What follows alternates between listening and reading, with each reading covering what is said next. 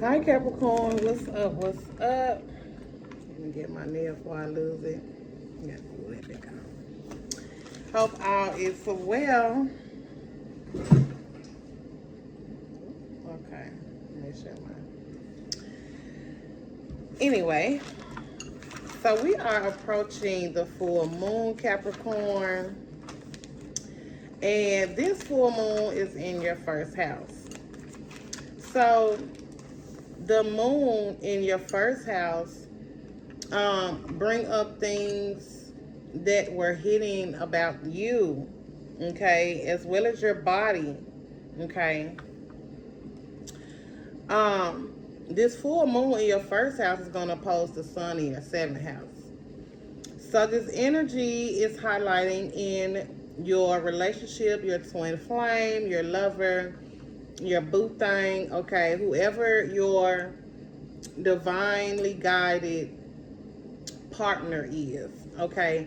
And the sun in the seventh house is joyful, okay. It's joy, it's creativity, it's play, it's also children as well, okay. And you have a eighth house Leo. So the sun in the seventh house with all of this eighth house energy, it could bring up a trigger or an inheritance, okay. Joint finances, you know, say like if somebody want to borrow from an account or something, they have to get their spouse's permission, stuff like that. That might come out. And it's crazy because that just came to me as I was you know, just tapping into you all's energy, but I had already meditated and took my notes on it. But this is just like a download that just came to me. Is, you know, joint finances and pretty much an attachment. The eighth house does come with triggers. It does come with jealousy too, but it's a secretive house. It is a house of like hidden agendas. You don't really see the eighth house, and the eighth house is connected to the underworld, connected to the underground. So the sun in the seventh house is definitely going to illuminate something about marriage, but the sun is joy, but it could be something about you know, your children. So this is you, your body, okay. There could be something that you didn't see about your body, or it could be something about your appearance as well. Something hidden about the energy in your first house, but the energy in your first house is in a trine to the fifth house and the ninth house. So there could be some travel. There could be something legal going on with children. The ninth house trying the fifth house is also school and teachers. So you could be connecting with people. You could be connecting with your children's teachers and stuff like that. You could also be connecting with people across the globe or from different cultures as well.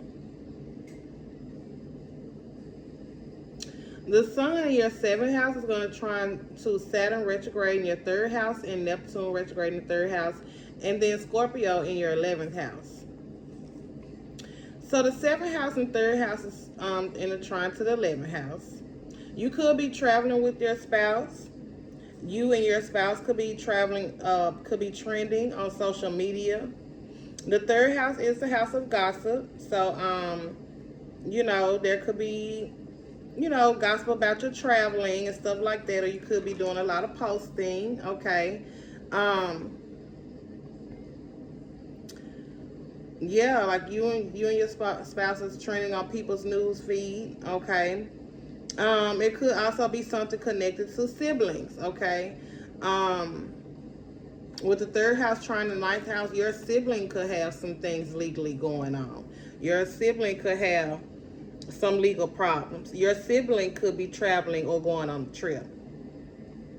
You could be traveling with your siblings' children, so it could be like a family thing as well, family reunions and stuff like that.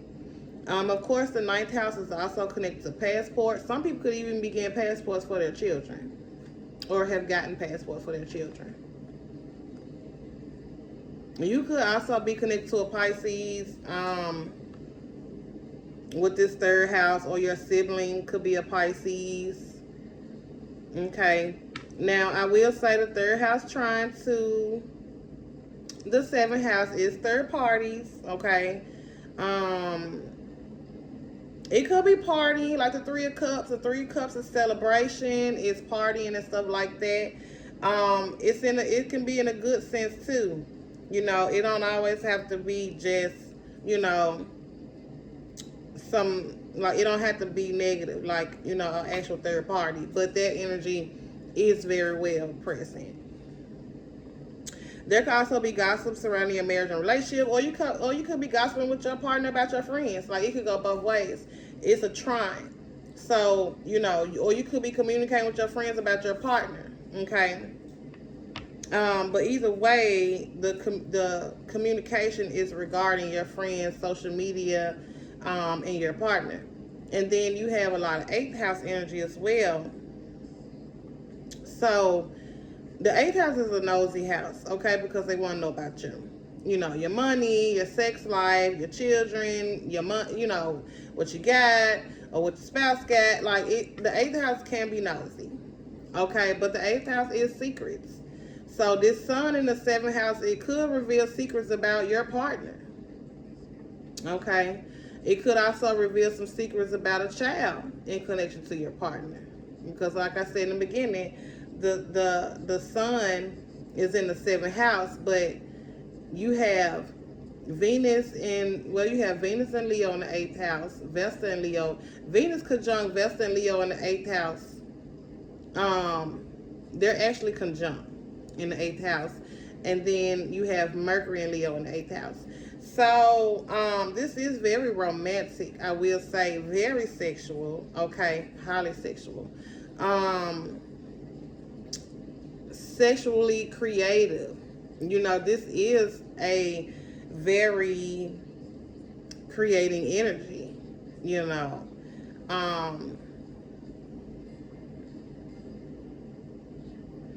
Of course, with Venus and Leo in the eighth house, you know,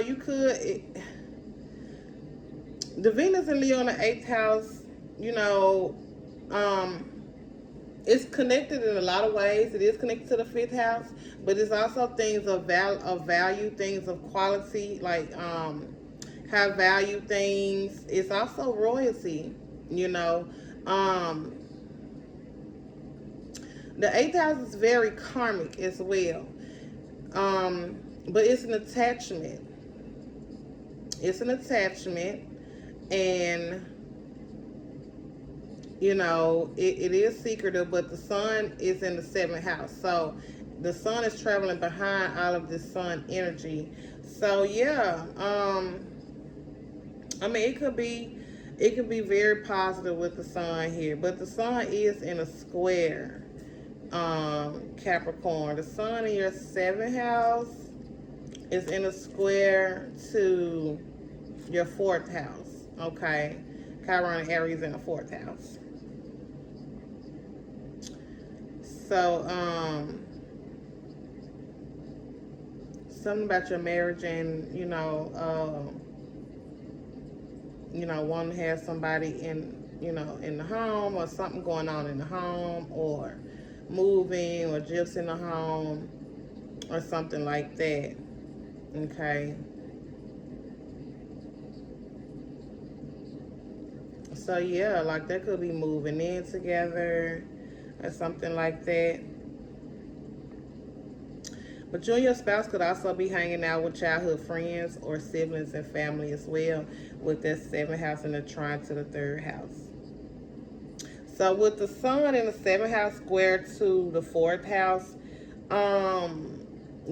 there's like a mothering, something about the mother here. in the home, and really like your sense of comfort, like what makes you happy in your relationship, and it could very well be moving in together. But with this Chiron and Aries in the fourth house, you know, it could be it's a very passionate energy as well. Okay, it is a passionate energy. Um,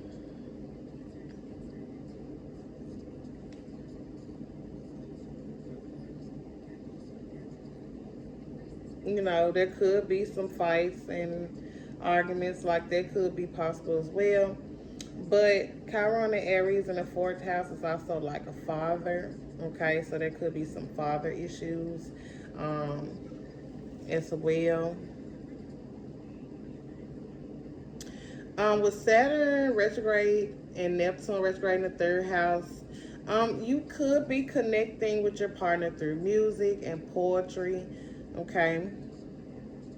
Mercury Leo in the eighth house is very romantic. Okay. Can be a little dramatic. There could be, like hair, makeup, beauty, acting, children, sports, play, as well as sex. And the eighth house is connected to the fifth house, where you have Uranus conjunct Mars in the fifth house, and the sextile to Neptune and Pisces in the third house. So, you could have met someone in your neighborhood or while traveling, okay? And you instantly, like, y'all started flirting, dating, being in a romantic relationship. There could be children of pregnancy here, and the third house could also be connected to somebody from your past as well. But this is also an energy of like meeting somebody in your neighborhood, meeting somebody while you're traveling, and like y'all are dating, and things are going really well with the sextile to the fifth house.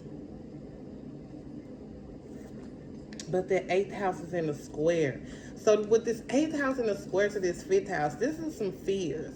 The eighth house is also secrets, though. Okay. Um.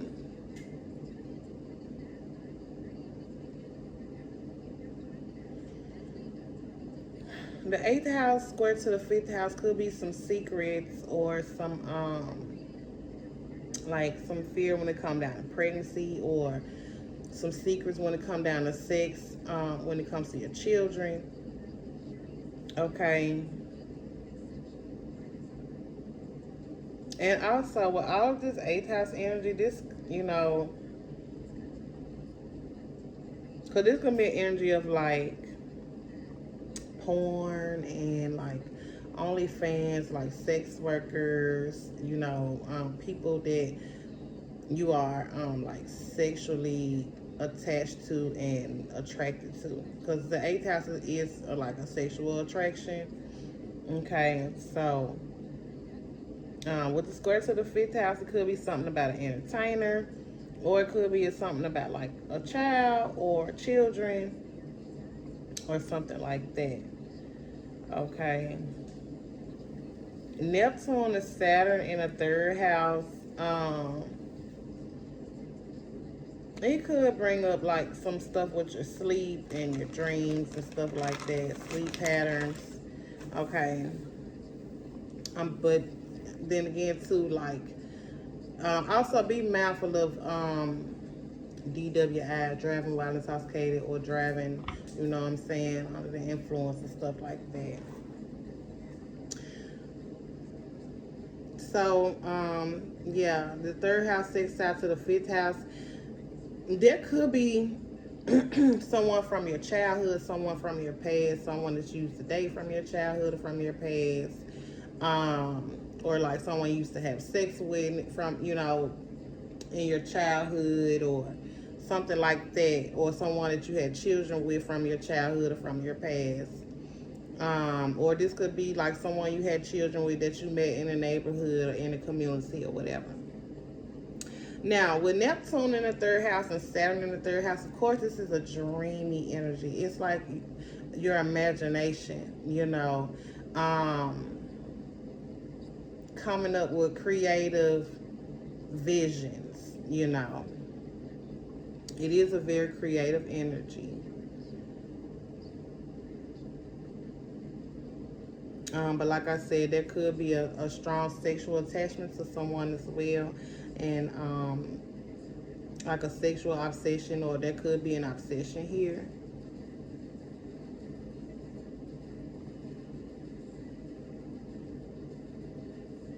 So Neptune, so this Pisces energy in the third house could be like 12th house conversations, because we have Mercury in the eighth house. So with Mercury in the eighth house and you got the 12th house in your third house, I mean, of course, the 12th house could be the bedroom, okay? It also could be people from like prisons and hospitals and, um, you know, elderlies that's like in the, the shut in, the sick and shut in and stuff like that. Um, but the 12th house and the third house could also be, like loss as well, because you do have Mercury in the eighth house. But this is a sexual house as well, with the 12th house connected to this eighth house. And you got 12th house, third house, Mercury in the eighth house. You could be like, because Leo in the eighth house could be like, doing hair and nails, like a business that generates money from other people. So like you could be giving out sales or certain offers, to attract more customers as well, with Mercury and Leo in the eighth house. Some people could be acting, dancing, like working on like some kind of choreography or something like that. It's something entertaining. Mars conjunct Uranus and Taurus in the fifth house could very well be like changes in food and clothes and stuff when it comes down to your children. Okay. Yeah, changes in food and clothes and stuff like that.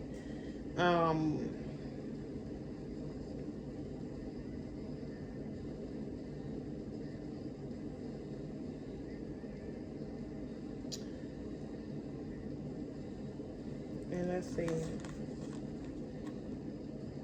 Your fifth house is trying the ninth house, so there could be a higher truth that's connected to children. There could be something legal going on with children as well. But definitely traveling for romance. Childhood memories could come up for you as well. Someone from your past.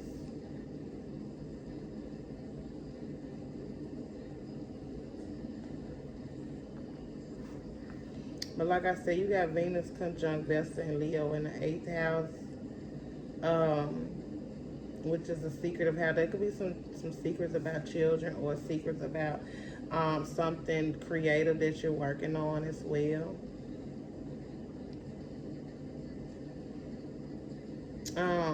The eighth house is also like joint finances, joint taxes, inheritances, wills, life insurance policies. Basically an energy of like,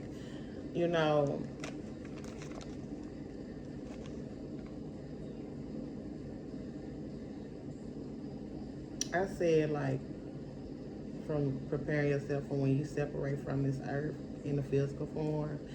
But just like, will prep, thinking about what you want for your, after you die. Like what do your spouse want to do when they die? Like what is gonna become of this and that and stuff like that. That energy is here as well.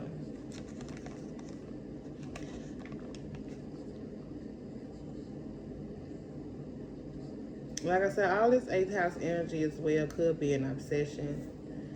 This is also a psychological house. This house is also a house of being triggered as well. But like I said, this eighth house energy is also an energy of being nosy. What's your income? How much do you make every month? How much do you make every year?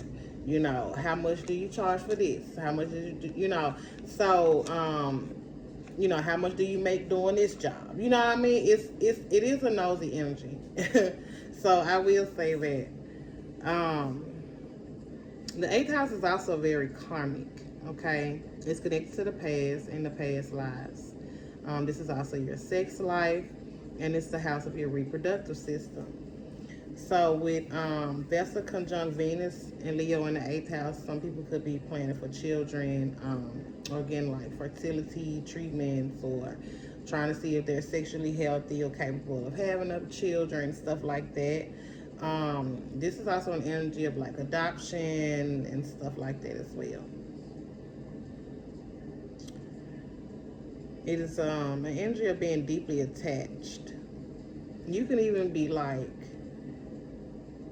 because the eighth house is trying fourth house, you can even be like attaching to a new family as well with the sun in the seventh house. So there could be something about someone's mother, their family tradition, and stuff like that. You know, some kind of issue with your partner.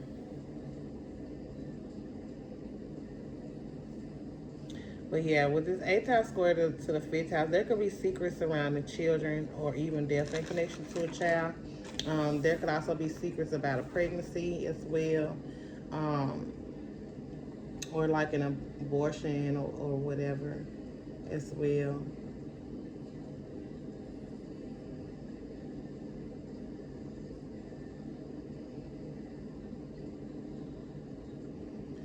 All of this energy in the eighth house is in opposition to Pluto in the second house. So yeah, financial review, financial documents. Pluto in the second house is also big ticket items. Pluto in the second house comes with a bang, okay? And it's in a trine to Gemini in the sixth house, which is the lovers. So Gemini in the sixth house is smoking, okay? So there could be something about your smoke breaks at work or your money, or something about your smoking habits. Having the lovers for the sixth house is also connected to your sexual health and your hygiene, with the lovers being the sixth house. Mercury, ruling your sixth house right now, has been traveling through the eighth house. So this is also the house of work, okay, with this Gemini sixth house. So Mercury in the eighth house could be bring up some secrets, you know. It could even be like a work spouse. You know what I mean? With this Gemini in the sixth house energy. Or you could do something mercurial for work. You know. So with all this eighth house information, with all this eighth house energy, especially opposed in the second house, yeah, it's getting people's like information and stuff like that.